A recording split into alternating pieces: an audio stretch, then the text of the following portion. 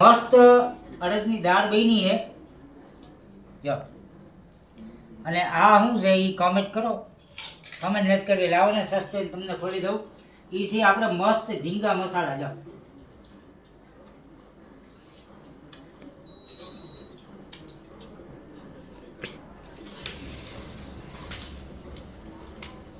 સાથે મૂળા છે, ડુંગળી છે, પાપડ છે, છાશ, પાણી બધું છે.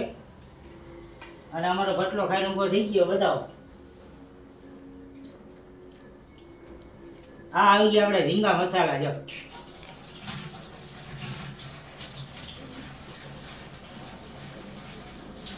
તમારા બધાની કોમેન્ટ હતી કે ભાઈ ઝીંગા મસાલા લઈ આવો.